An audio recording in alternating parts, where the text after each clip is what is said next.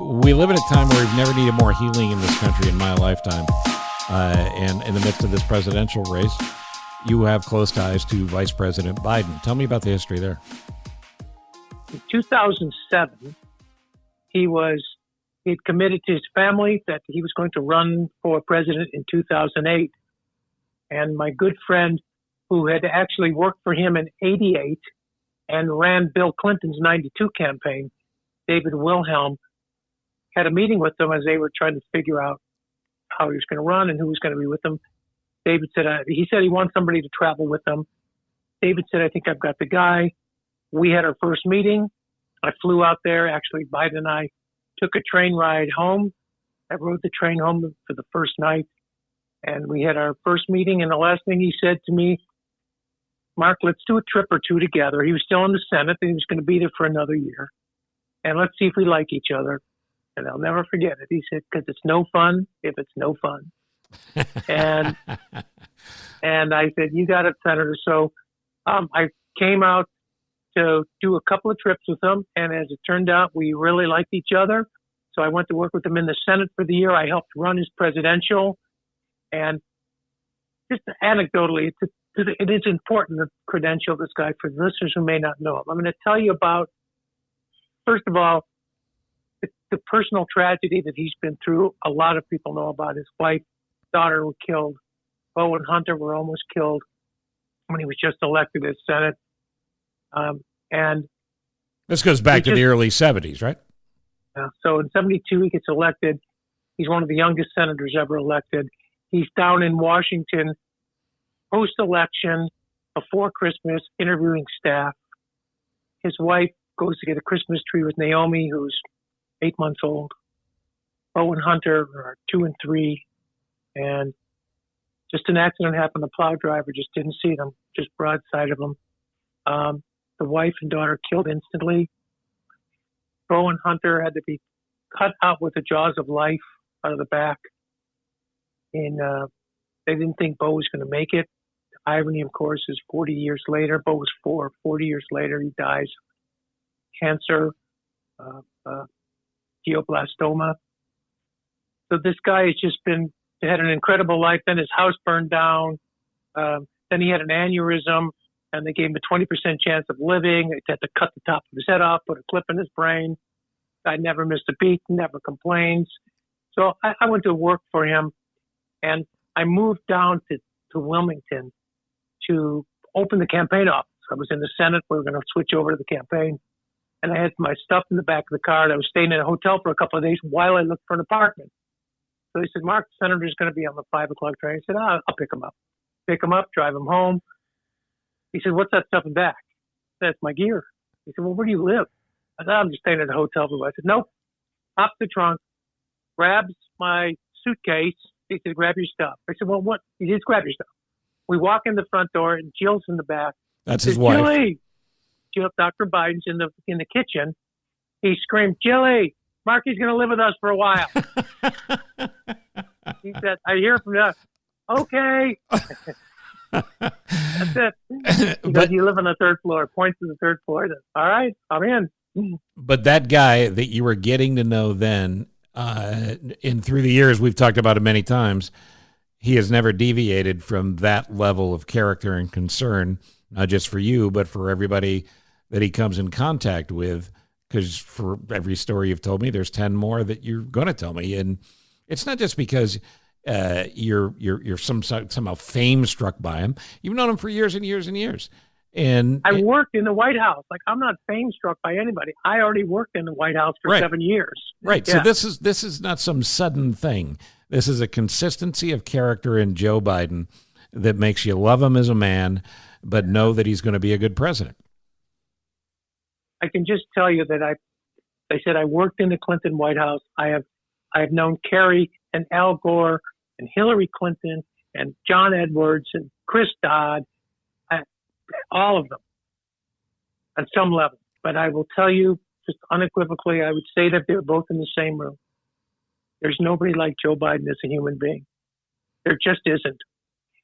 We used to ride that train back and forth every day, and I will tell you at least 3 to 5 times one of the conductors, the people working there, would come up with a letter and say, "Senator, my son's deployed. They can't tell me where he is. I know I'm not supposed to know. Is there any way you could get this letter to him?" He takes the letter. A month later, we'll see that person. He would not say a word. Goes back, calls the DOD, says, "Find this kid, get him this letter." Doesn't make a big deal out of it. Just does it. Fast forward, we see that person on the train 3 weeks, a month and a half later, comes up to him, gives him a hug, and says, "Thank you so much. My son got the letter." Time after time after time.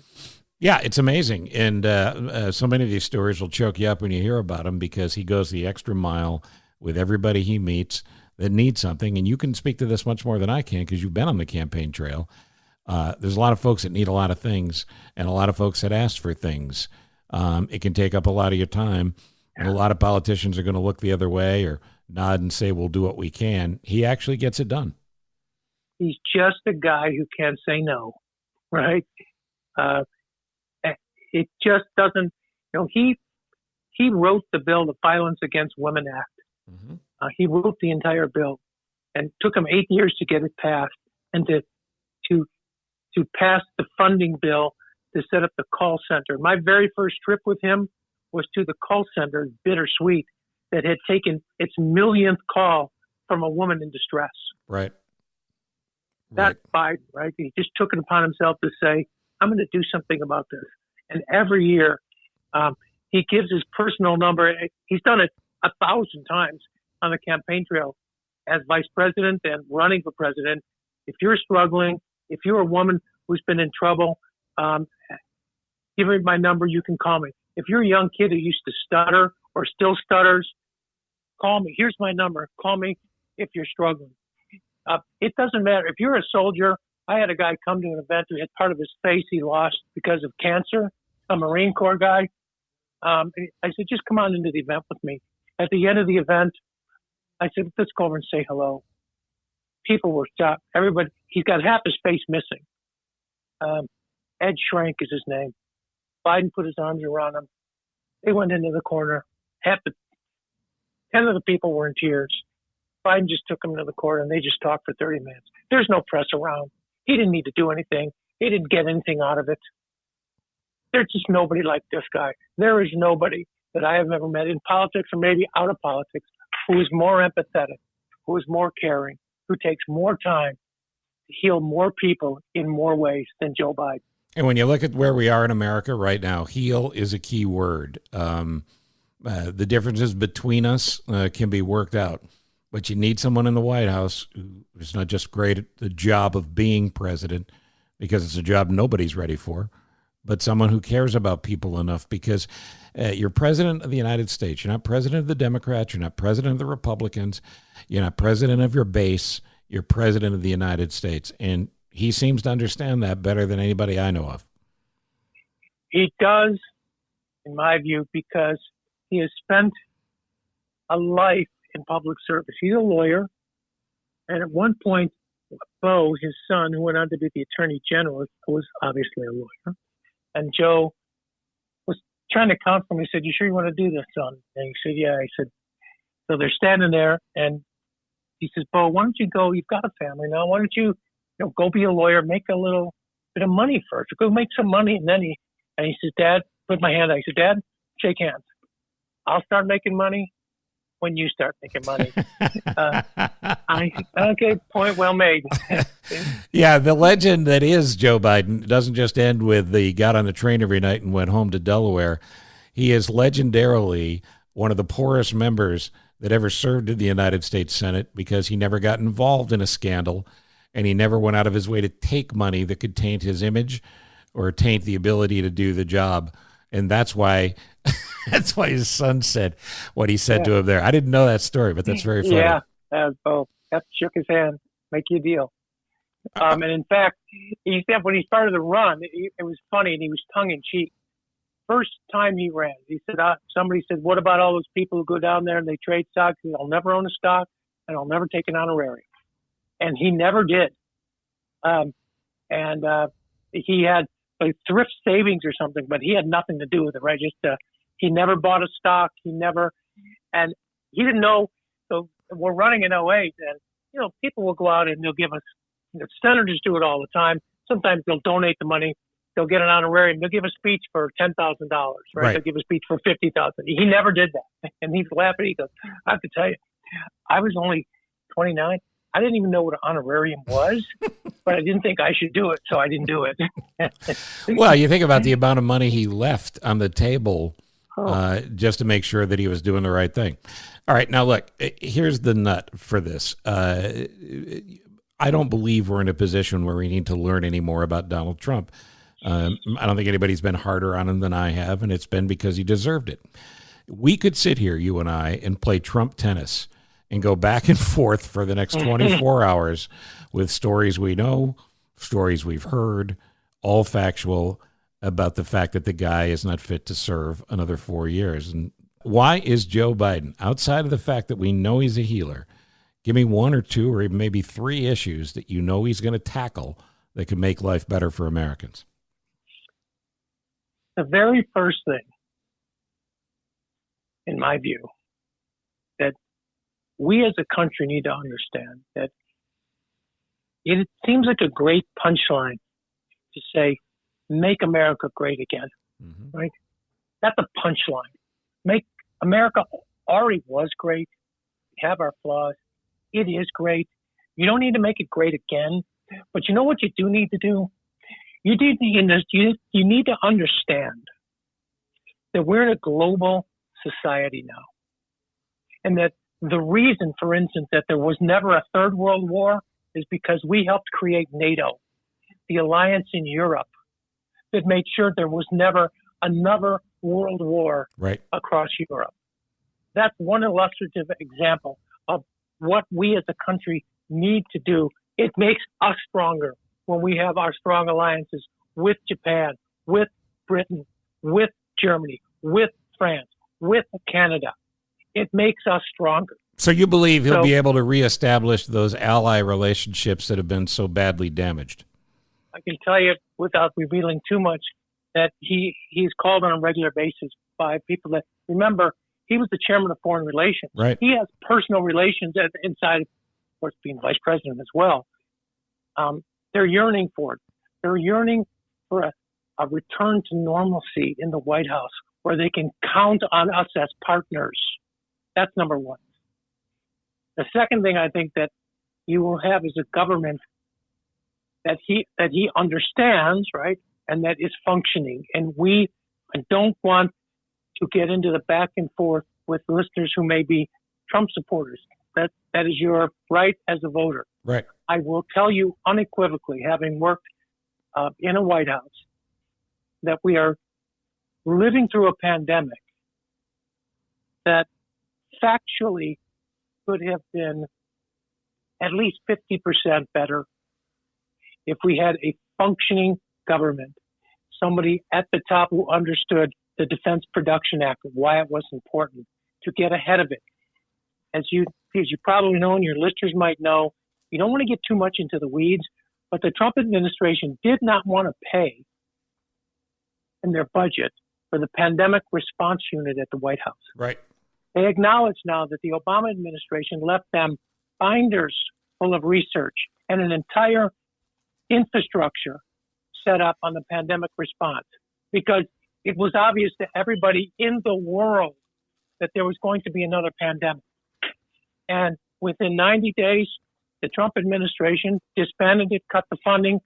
They don't even know where the binders are. And that sounds like you're getting into the weeds, but that's real life consequences. We're going to have 300,000 people dead by the end of the year. They say at least half of those people would probably be alive if we had a response team and a response unit and a Defense Production Act that was activated and able to manufacture swabs and PPE, and ventilators. And a relationship that would be maintained with places like the WHO. Regardless of whatever happened with China or didn't happen with China, the World Health Organization exists for a reason, and that's to maintain world health. Duh. And that has been blown up as well. So if we go with that fact, and I believe it to be true as well, that Biden can rebuild and maintain these incredibly important international relationships. Obviously, it segues into whatever is left of the pandemic that he picks up, he's going to have to run with as well. And once we have a vaccine, the vaccination process is going to be protocol, right? You're going to have protocol. Who gets it? How do you produce it fast enough? All of those things. Domestically, is he ready to take on all of the challenges we have, not just in that regard, but all the domestic challenges that are out there? Short answer, yes. Longer answer, more definitive. 2008. At the end of the 2008, the economy was shedding 750,000 jobs a month. People might forget that now. 750,000 jobs a month, right, for 3 months. We had a worldwide economic meltdown. The guy who led the Recovery Act was Joe Biden. There was almost $1 trillion that was put into infrastructure projects all across the country, created about ultimately 14 million jobs. Those are facts.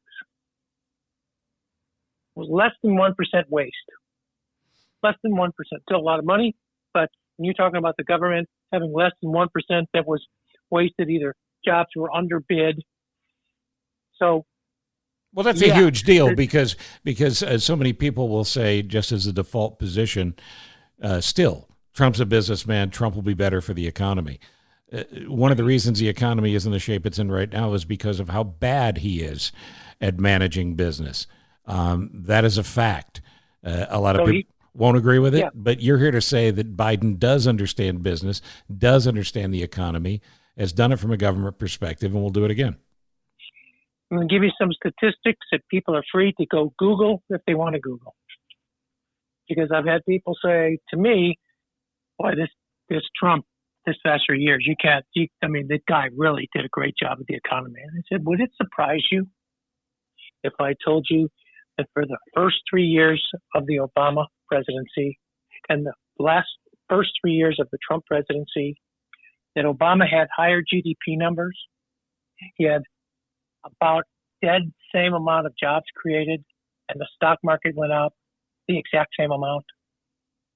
Would that surprise people when they say this guy is great for the economy? It does. Those are the facts. Yeah, so, and as you said, they're Googleable. Go look them up. Go put a chart. Just go do a chart. How many jobs from 09 to 12? How many jobs from 16 to 19? Just go look at it. And then get a chart of the stock market. Stock market went up 60% under Obama.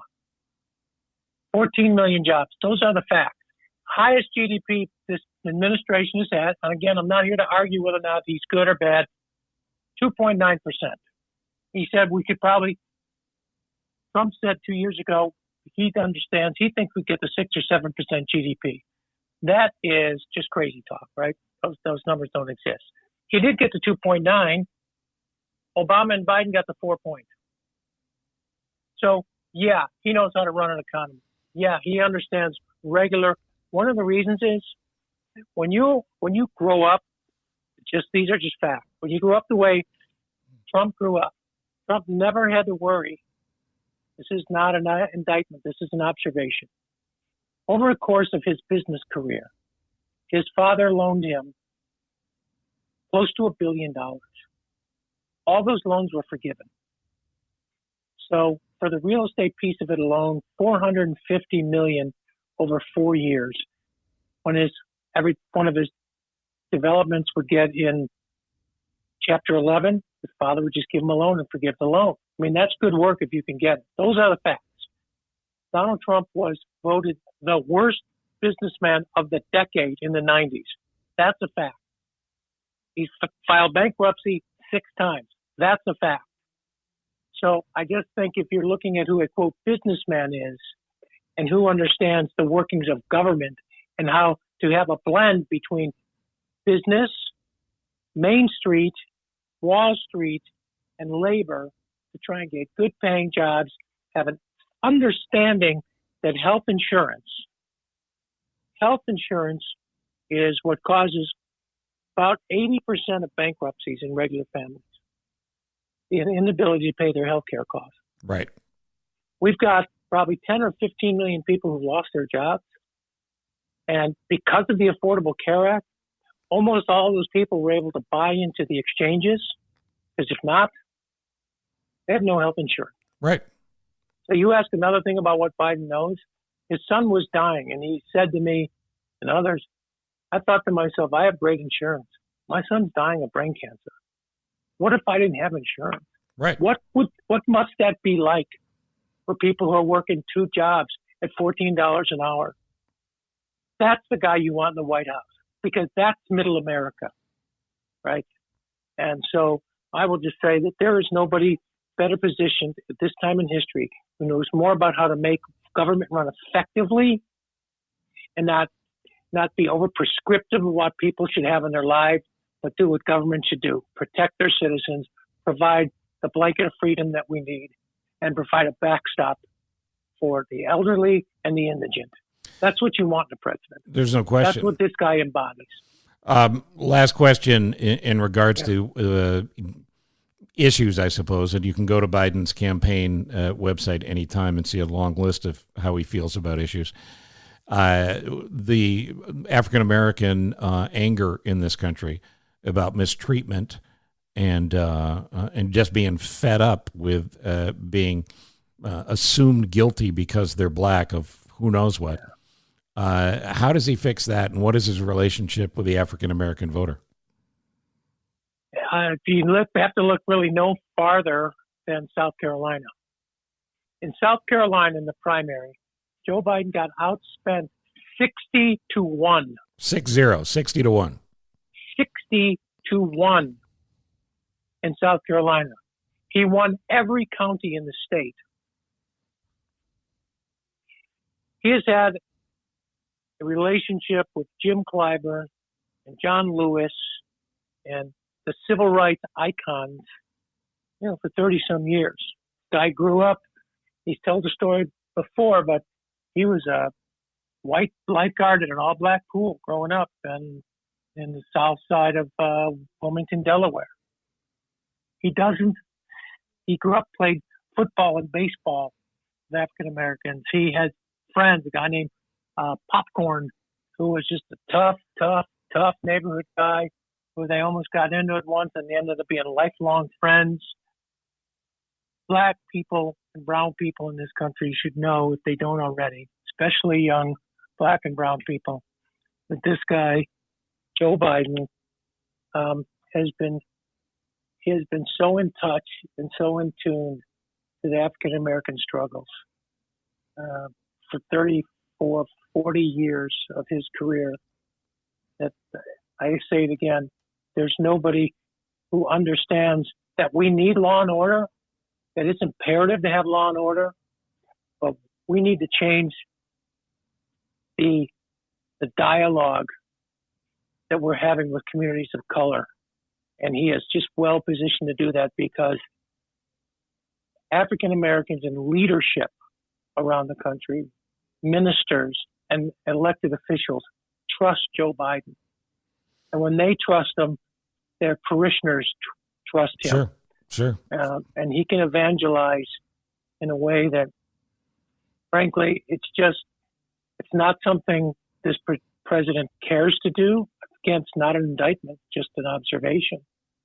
He has no intention of trying to heal this country.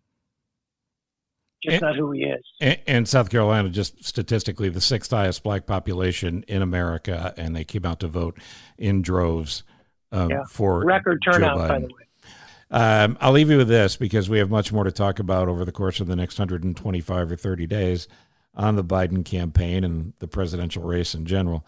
I believe it was Bill Clinton who said there's nothing that's wrong with America that can't be fixed by what's right with America. Oh. And it's just a great summation of why this country is already great, and we need to get back to that sentiment. We can get there together, and we will. And you know what it comes down to for me, Mark Doyle? It's respect. We need to respect this country in a way that we haven't since 2016. There is so much more that unites us than divides us. Just come, this is going to sound so zen, just come from a place of peace. Just start there. Right. Assume the best in people, not the worst. Right. You know, it's stuff that you probably learned in kindergarten, to go back to that old Start book. there. Remember that book, Everything I Learned? Everything I learned in kindergarten, right? Yeah. Right. Put your stuff live back. that life. Live that life that you want your children to live. Right. Amen. Live that. Be that person. So have faith, be positive, wear a mask, right? Social distance, get involved with a charity in your town or a charity of your choice that serves veterans, and you're starting to take care of your part of the world in a much bigger way. Live from My Office is a product of Monkey Run Productions. All rights reserved. Live from My Office is mixed, edited, and produced by me, Ross Cochran, and hosted by Steve Cochran.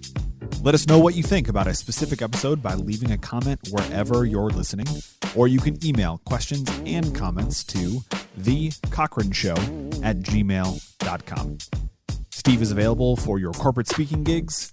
You would love to host or MC your event, and occasionally, he's funny. Thank you for listening. Head to cochranshow.com for more.